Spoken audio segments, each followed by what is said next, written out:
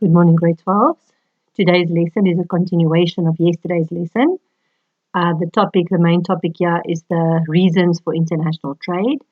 We looked yesterday at both the demand and supply reasons for international trade. And then the principle of absolute and comparative advantage.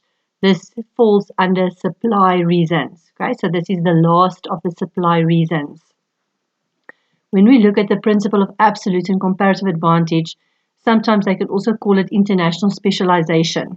All right, the principles of comparative or absolute advantage is a reason for specialization. It causes international specialization. A country will specialize in the production of those things that they have an advantage in. Okay, so normally anybody, whether it's a country, whether it's a buyer, whether it's a consumer, whether it's a producer, they have a natural tendency to buy in the cheapest market and sell in the most expensive market. So in other words, buyers would like to have the lowest prices and sellers would like to have the highest prices. So when we look at international trade, when a country has to decide whether they are going to be importing something or whether they're going to be producing it themselves, they are going to look at the cost. Okay, they're going to look at the cost of those things. What is it going to cost me to produce it myself? What is it going to cost me if I buy it from another country? All right, and one country will only buy from another if they can find it somewhere else cheaper. Okay, so if another country can produce goods and services at a lower cost than what you can do yourself, it's stupid. Okay, it doesn't make economic sense to try and produce it yourself if you can get it cheaper somewhere else. So the point with international trade is countries try to get themselves an advantage so that it's possible for them to produce it cheaper than anybody else. Because if I can produce something at a lower cost, then that means other countries will buy from me. All right.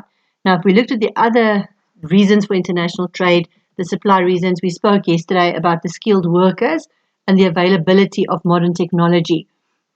And we mentioned there that those countries that have a lot of skilled workers, technically skilled workers, their workers are more productive, their workers make less mistakes. Countries that have access to modern technology, their productivity is much higher.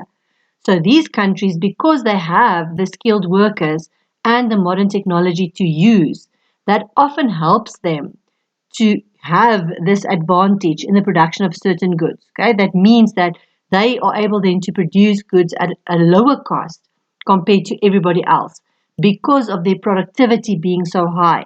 Okay, they're skilled workers that doesn't make mistakes, that's very productive with the technology, the mass production that brings down the unit cost.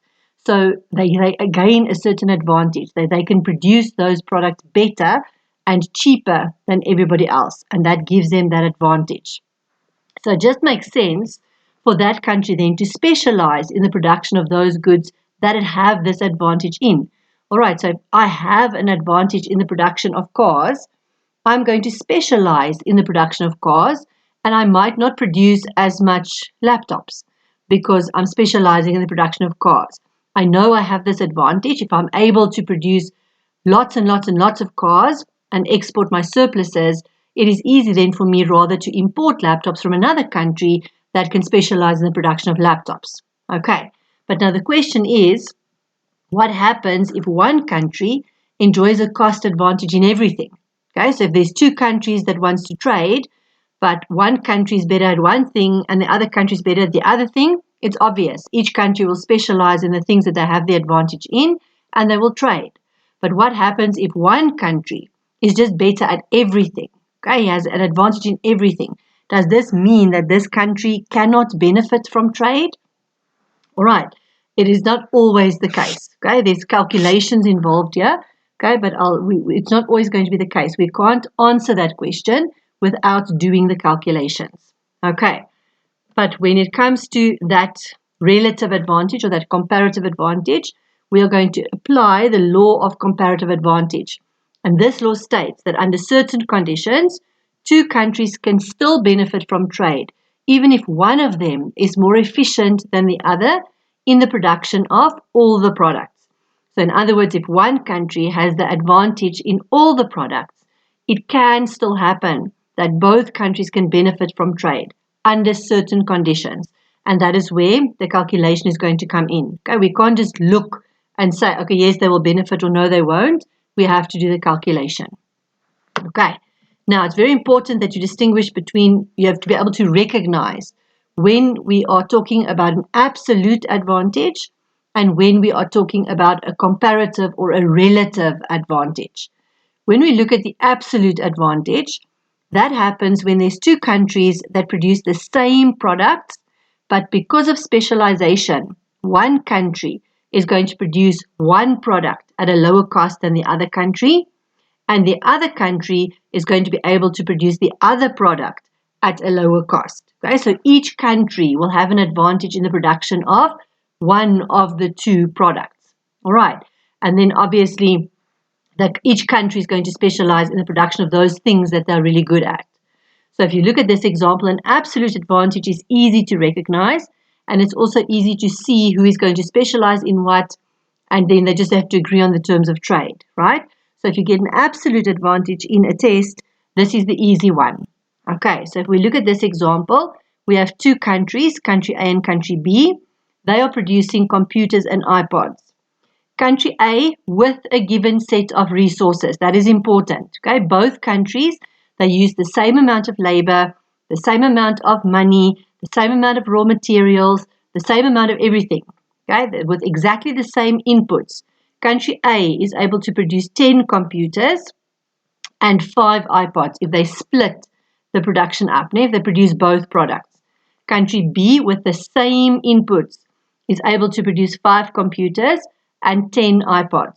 So for this example, it is very, very easy to see that country A will have a competitive advantage in computers, okay, with a certain amount of resources. They're able to produce 10, where country B only produces 5. But country B has the advantage in iPods. With their given set of inputs, they can produce 10, where country A can only produce 5. So in this example, country A will have the absolute advantage in computers. They are going to specialize in computers. They're not going to produce iPods anymore. They're going to transfer all of their resources into the computer industry so they can specialize in the production of computers, whereas country B will specialize in the production of iPods. They're going to stop producing computers altogether, transfer all of those resources to the iPod industry, and then obviously produce lots and lots of iPods. And then both countries can benefit from trade as long as they can agree on a price. Okay, the price they have to agree on, this refers to the terms of trade. Okay, they have to literally agree. Country A and country B has to agree and say, if I give you 5 computers, you need to give me 3 iPods. Okay, that is the terms of trade. How much of one product are they going to be exchanging for the other? One thing that is very important, after specialization, both countries have to produce enough for both of them. All right, so at the moment, before specialization, there's 15 computers that is being produced. 10 by country A, 5 by country B.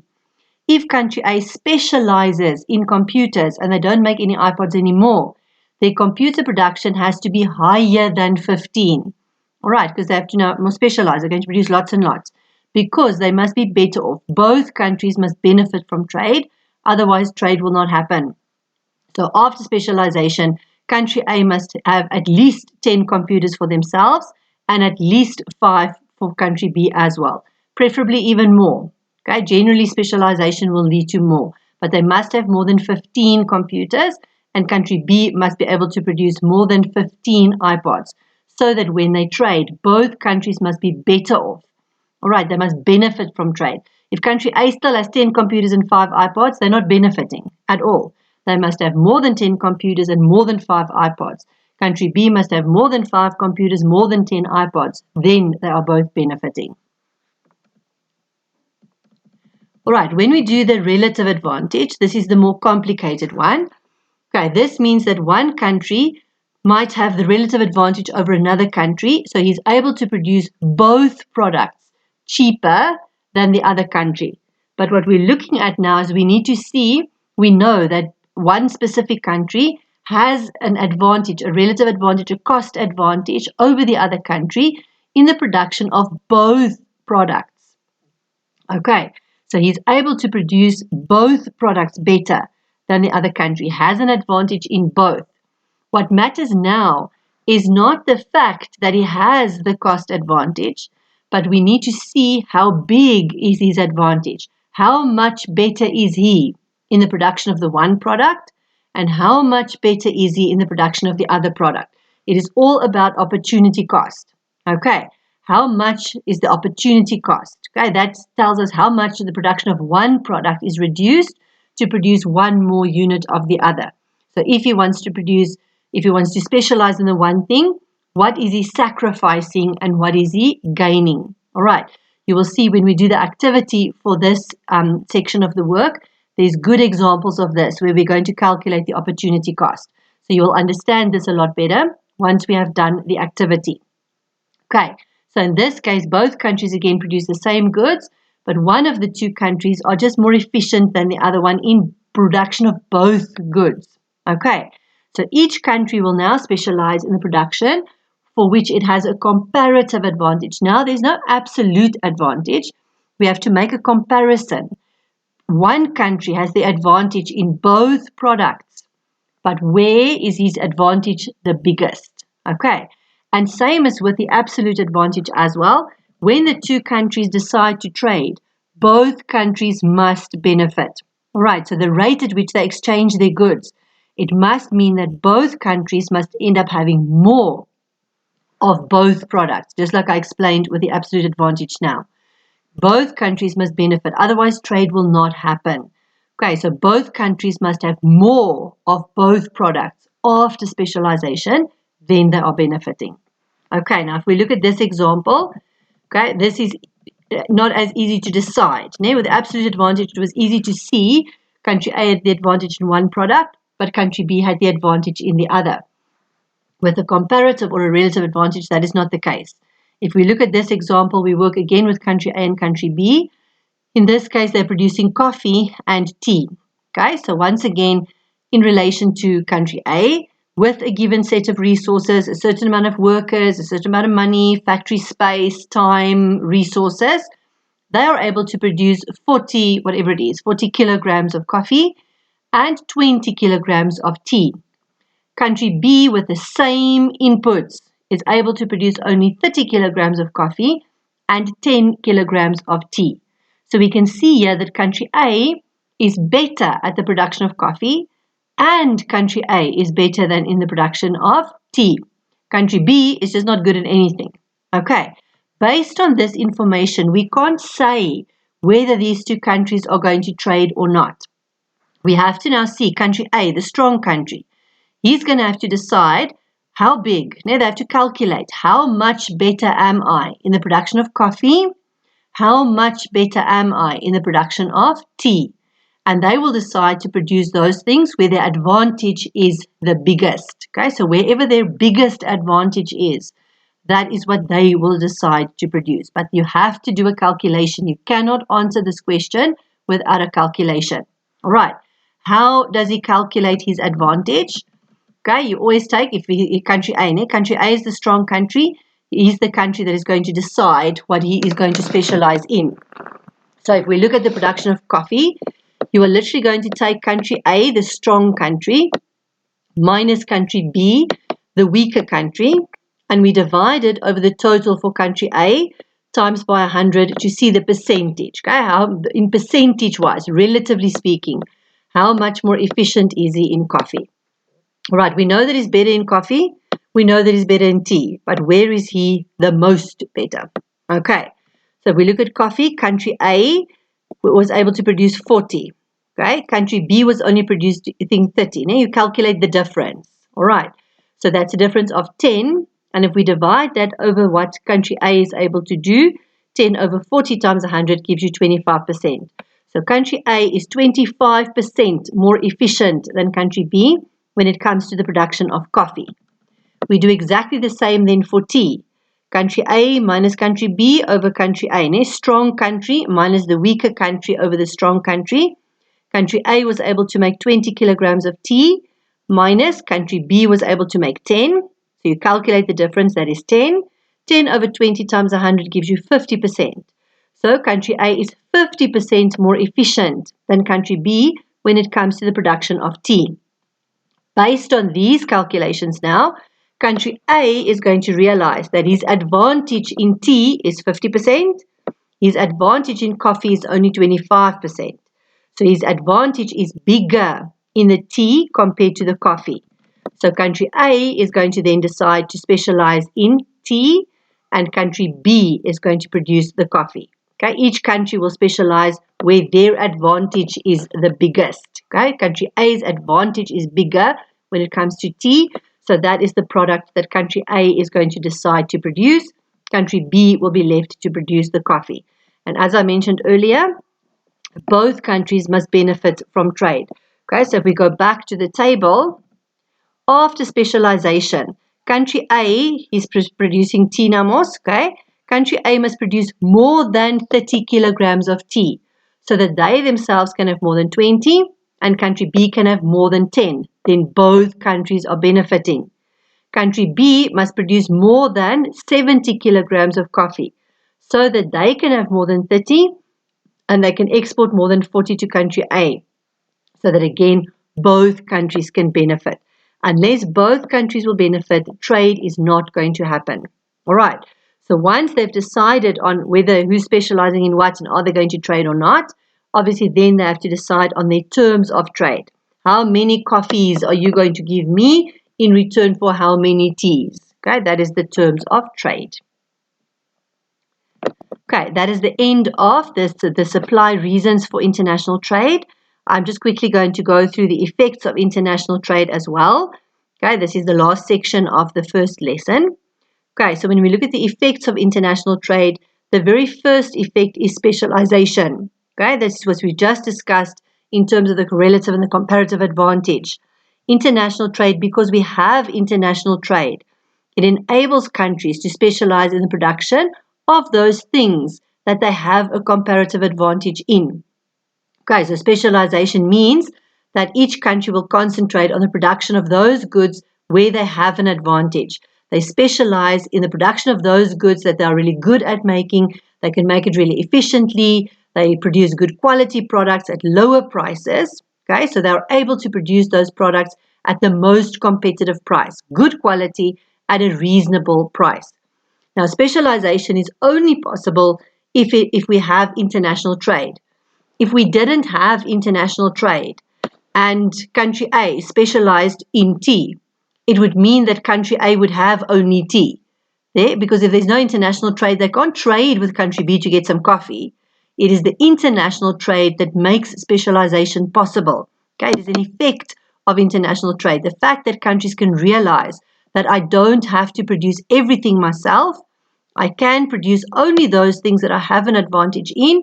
And because we have international trade, I can export my surpluses and import my shortages. Okay, but the effect of this specialization is that the living standards in both countries can improve.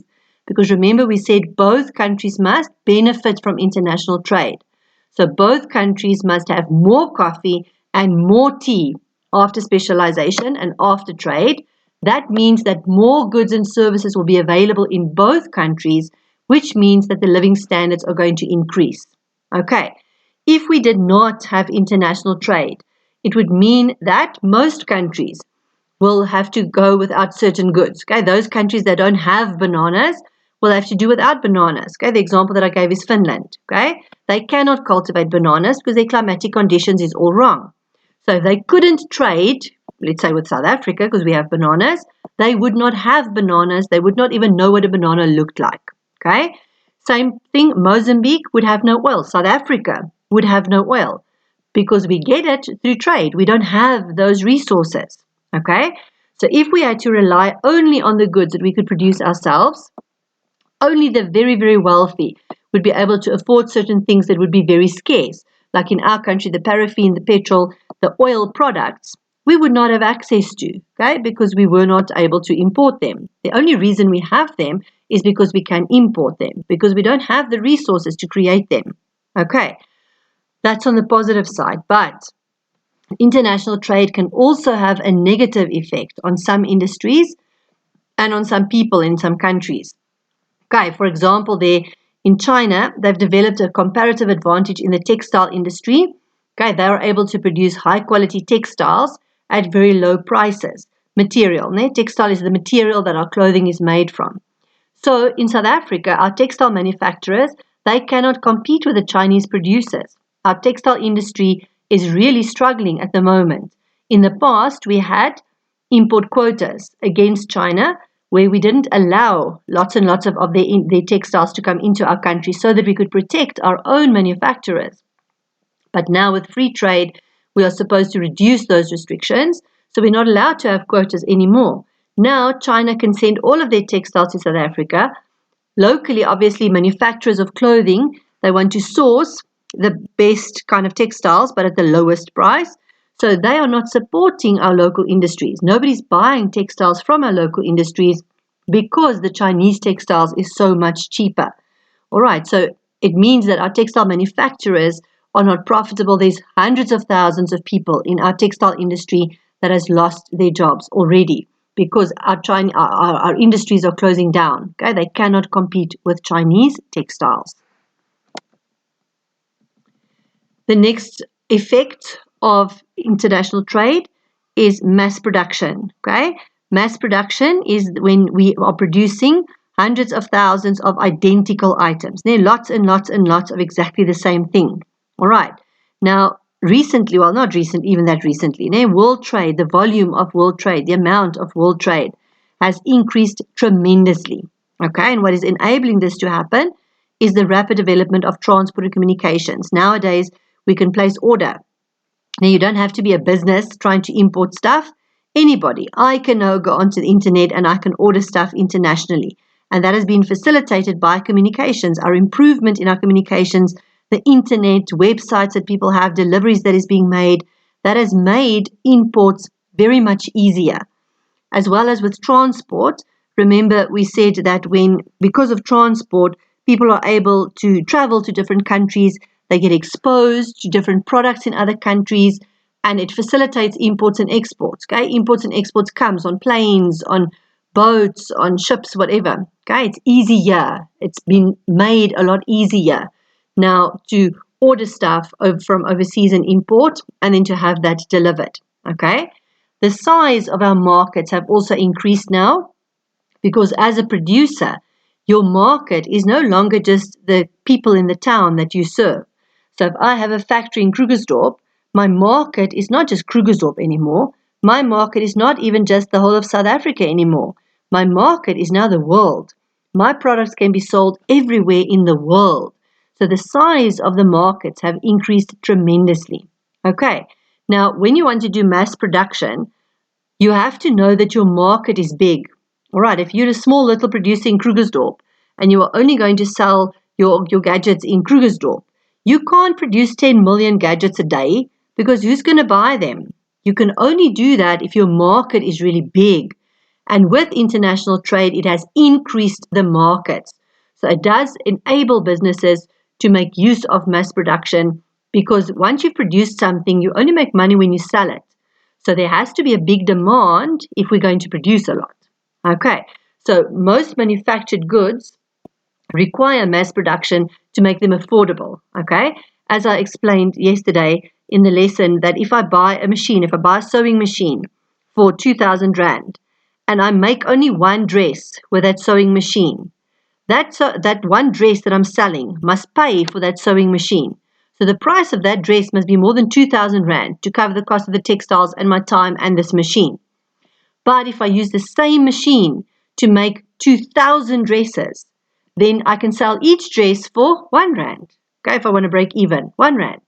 Mass production means that we are using our resources more efficiently. Our machinery, our equipment, the more we use them, the more we produce with them, the cheaper our fixed costs become. Okay, if you think back to last year, the fixed costs is the cost for the machinery, the rent for your factory, whatever. We are dividing that by a bigger and bigger and bigger number when we start producing more, which means that your unit costs are decreasing. Okay, so mass production has an advantage that it makes products more affordable and more profitable for the business. Okay, if we do mass production, okay, because of international trade and the size of the markets, we do decide to do mass production because we want to produce hundreds of thousands of items to serve the world markets. It enables us also to employ more local people, which means that the income that those people earn is plowed back in our economy, which creates a higher living standards. All right, so if we can do mass production and we sell them all over the world, it means that we can create jobs for local people, create income in South Africa, which is going to improve our prosperity levels in the country. Without international trade, obviously we would be limited to the goods and services that was only produced in our own borders. If it was not for international trade, if we didn't have international trade, we would not have cell phones in South Africa, because none of these cell phones that we are using is made in South Africa. We would not have cell phones. I don't think that is at all a bad thing. Some of you are too attached to those things, okay? But we would be limited to the goods and services that we are able to produce within our own borders, okay? So our living standards would be lower because there would be fewer goods that was available for us to buy. We would be limited to what was produced in our country. Now, living standards is big because we can get whatever we want, okay? Wherever it's made in the world, we can have those goods because of international trade. Okay, now in the world, small countries can only compete with the larger countries if they can export successfully. When we go into Module 3, you'll see there's two strategies in terms of international trade. There's export promotion and there's import substitution. The countries like China that has followed a policy of export promotion to increase their exports, those are the countries that are growing really, really fast. All right. So even developing, not necessarily small, but developing, emerging economies can only compete with those developed countries if they can export successfully. So if they can create a demand for their export products, because remember, exports brings injections into the economy and it helps the economy to grow. All right. Now in South Africa, many of our South African companies have established themselves in other African countries because obviously we want to secure the spending power of those millions and millions of people. African countries generally are overpopulated. There's a large market in Africa for us there. Obviously, they are poorish people, okay? So we're not trying to establish a market for luxuries or whatever, but a little bit of money, even though if you sell something that is not very expensive, if you sell something for R1, if you sell 10 million of those things, you are still going to make 10 million rand. You don't have to sell one very expensive thing to make lots of money. You can sell lots and millions of small little cheapish things and you can still make a lot of money. And the African market is big. So a lot of South African companies are trying to capitalize on the millions of people that can be a market for the companies in South Africa. Right, the next effect is efficiency. Okay, now I referred earlier to free trade. That is the policy that is followed by the World Trade Organization at this point. Okay, free trade is the idea that countries should be able to trade with one another without restriction. Okay, so there shouldn't be import duties, there shouldn't be quotas, there shouldn't be restrictions on the movement between goods and services and people or whatever between different countries. So if we do free trade, and we'll look at this in detail in Module 3, but if we have free trade, it does increase competition, okay? Because now our local businesses, they have to compete not just against other local businesses, they have to compete against all the businesses in the world. All right, so if I've got a tiny little business in Krugersdorp, I am now not, because of international trade, not just competing with the 2 or 3 other businesses in Krugersdorp. I am not competing just against all the businesses in South Africa. I am competing against all the businesses in the world. All right. So we just said that the fact that there's international trade creates this big market, and that's an opportunity. But this big market can also be a threat. Okay. If our local competitors don't step up their game, okay, if we are producing low quality goods and we are charging high prices for that, we will never survive in the international markets. Because of this increased competition, because we are competing against lots and lots of businesses from all around the world, it forces our businesses to become more efficient. It forces them to be better at what they do. Okay, to give you an example, if you are an athlete for KHS, okay, and we do the inter-house, right? It doesn't take much for you to win that competition, okay, because your only competition is the other athletes in KHS, right? Then you're going to go to inter-high, all right? If you go to inter-high, now you are competing against the best athletes of all the other schools in the area. So you have to be better. If you want to win there, you have to be better. You have to practice harder. You have to become better. If you still win there and you go to nationals, the national athletics competition, now you are competing against the best athletes in the country. So again, you are going to have to put in something special to win that competition. And then if you actually do when you go to the Olympics, it is going to take a very special something to beat Usain Bolt, for example. Okay? So as the competition increases, the level of competition increases, it forces you to become better. And the same thing happens with businesses as well. If I'm competing just against other non-compute little businesses in Krugersdorp, I don't have to be so great to make a profit and to sell a few things and be profitable. But if I'm selling in the world and everybody else is selling as well, if I'm competing with all the other businesses, it means that I have to do better. I have to become better at what I do. I have to increase my quality and I have to decrease my prices. Okay. So when I am more efficient, it means that I'm using my resources better. All right. It means that I'm going to have to train my workers. It means that I'm going to have to spend money on updated technology. Okay. I have to become better at what I do so that I can remain competitive. Competitive means I need to decrease my price. And then when my prices decreases, it means for the people in the country, with the same amount of money that they earn, they're able to buy more goods and services because we are efficient now. Okay, we are producing good quality products at low prices. So whatever their income is, they can afford to buy more stuff with their income, which means that their living standards can increase. Also, our consumers will have access to goods and services that was produced all around the world. So they have a big variety to choose from. They are not limited to the products produced only in our country. They have a greater variety. They can choose soap and shampoo and pasta and whatever that was produced wherever in the world. It just increases their variety. So their living standards then can increase.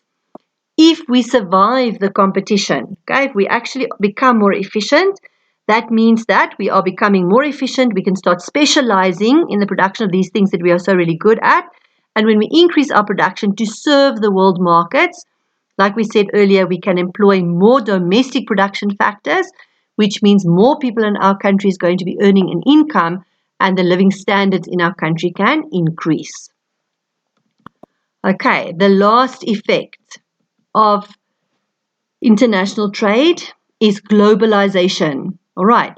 Globalization refers to the fact that the world has basically become one global village. Okay, it is as if, I'm not saying it did, it is as if countries have moved closer together.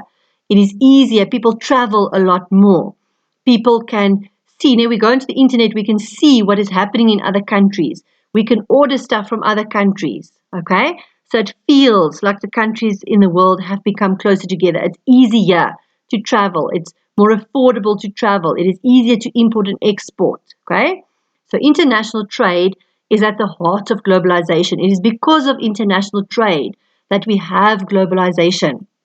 Okay, so as countries become involved in international trade, this trade can spill over to other elements of globalization. So transport industries is going to benefit. Communications industries is going to benefit. IT, capital, okay, it becomes easier for money to move from one country to the other. Standardization, okay, multinationals, businesses that have head offices in one country but opens branches of their businesses in lots and lots and lots of other countries. All of this is as a result of globalization. All right. And as all of these elements improve, as transport gets better and communication gets better and capital can move between countries and workers can move between countries and goods become standardized, they stimulate more international trade, which means also, again, that countries can experience more economic growth and people in all the countries can have higher living standards. All right. that is basically the reason why we are trying to encourage globalization. Okay, that is one reason that the World Trade Organization is using to promote free trade. They are saying that if we use protectionism, we are restricting the movement of goods, we are restricting the movement of people, and then people cannot really benefit from international trade and from specialization. Specialization can only truly benefit people and businesses and countries if trade was made more free, and countries could then really specialize in the production of those things they're good at without worrying about the stuff that they have to import and having to pay taxes on the stuff that they import. Goods and services can come in and out with no restriction. People are going to go in and out without restriction. And the theory is that free trade and globalization will then mean that all countries can benefit from international trade. Because as you've seen when we discuss the reasons for international trade, more often than not, it is the developed countries that have the comparative advantages, because it is the developed countries that has the money to develop the technology. So they have access to the technology. They have access to the skilled labor. They have all the advantage in international trade. So through free trade, we are now trying to level the playing field and give developing countries the opportunity also to take part in international trade so that their economies can benefit as well. Okay.